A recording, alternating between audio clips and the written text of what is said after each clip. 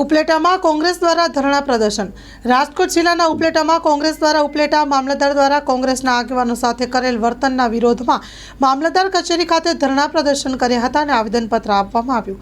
Story report by કૌશલ સોલંકી. કૃષ્ણકાંત ચોટાઈ, શહેર કોંગ્રેસ પ્રમુખ, ઉપલેટા તાલુકાના મામલતદાર તરીકે મહેતા સાહેબે 1 મહિના પહેલાં ચાર્જ સંભાળ્યો. પછી ક્યાંક ને ક્યાંક વિવાદમાં આવતા રહીએ છે અને આ વિવાદની ફરિયાદો કોંગ્રેસ પાસે છેલ્લા 1 મહિના ત્યાં 1 કે 2 રૂપિયા અમારી પાસે આવતી હતી. પહેલી ફરિયાદ એ આવી કે મામલતદારે આવતા વેત જ જડબે સલાક જે આ વિસ્તારમાંથી 3 મોટી નદીઓ પસાર થાય છે, મોજ નદી અને ભાદર, આમાંથી ખનિજ ચોરી થતી હતી. આ ભાઈ આવીને સીધી જ બંધ કરાવી દીધી. આ તાલુકાના એક આગેવાનો, ભાજપના, કોંગ્રેસના આગેવાનો, સામ્યવાદી આગેવાનોએ અવારનવાર રજૂઆત કરી છતાં પણ રેતી ચોરી બંધ નહોતી થતી. પણ આને આવી અને એક જ અઠવાડિયામાં રેતી ચોરી સદંતર બંધ કરાવી દીધી અને જેવું ગોઠવાઈ ગયું એટલે આ રેતી ચોરી જે તે સ્થિતિમાં પાછી ચાલુ થઈ ગઈ. આ ફરિયાદો અમારી પાસે અવારનવાર આવે છે કે આમાં ક્યાંક ને ક્યાંક ભ્રષ્ટાચાર થયો છે. અમે આ અંગે એસીબીને પણ અરજી કરવાના છે અને એસીબીને પણ ફરિયાદ કરવાના છે કે આની તપાસ થવી જોઈએ. હું તો ન્યા સુધી કહું છું, મારી પાસે ન્યા સુધીના સમાચાર છે કે આ જે પૈસા આવે છે એ આ ગામની એક પાનની દુકાનમાં જમા થાય છે અને ત્યાંથી આ ભાઈ પૈસા લઈ આવે છે. આટલા સમાચાર મારી પાસે છે અને આ અંગેની વિગતવાર અમે એસીબીમાં ફરિયાદ કરવાના છીએ. બીજી વાત કે અધિકારીશાહી વલણ અપનાવે છે. 4-5 દિવસ પહેલાં સ્વામિનારાયણના સંતો એમને મળવા આવ્યા ત્યારે સંતોને એમ કીધું કે હું આ તાલુકાનો રાજા છું, મારું ઈચ્છા પડે એમ હું કરું.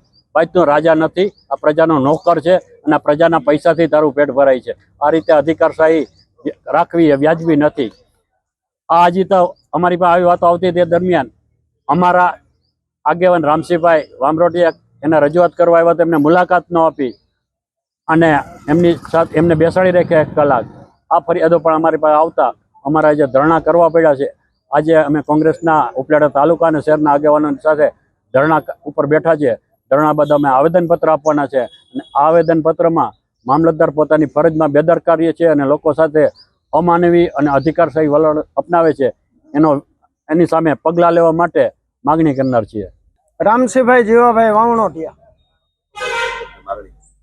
અમારી માંગણી અમારા ગામનું તળાવ તૂટી ગયેલ છે, એ તળાવ નવું બને અને પીવાના પાણીની સમસ્યા હલ થાય અને હજારો ખેડૂતોને ફાયદો થાય એમ છે. મામલતદાર સામે અમારા હારે ઉદ્ધવતાભરું વર્તન કરેલ એમાં મામલતદાર હારે પગલાં લેવાય. વર્તન અમને ચિઠ્ઠી લખવાનું કીધું, ચિઠ્ઠી લખી અને અમે મામલતદારને આપી.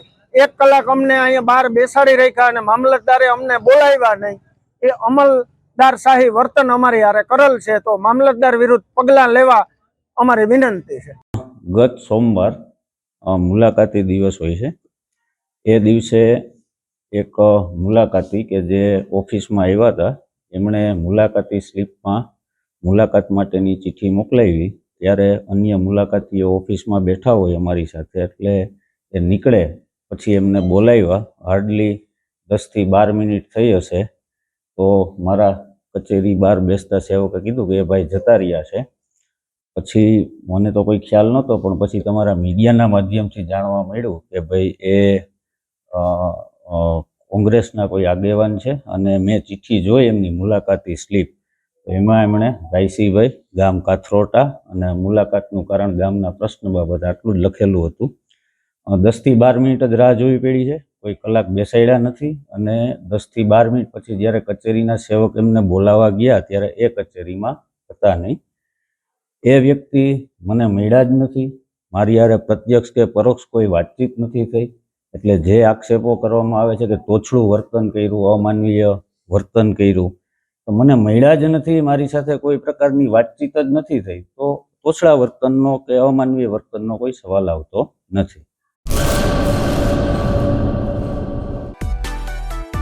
માં motor driving, safe and sure driving.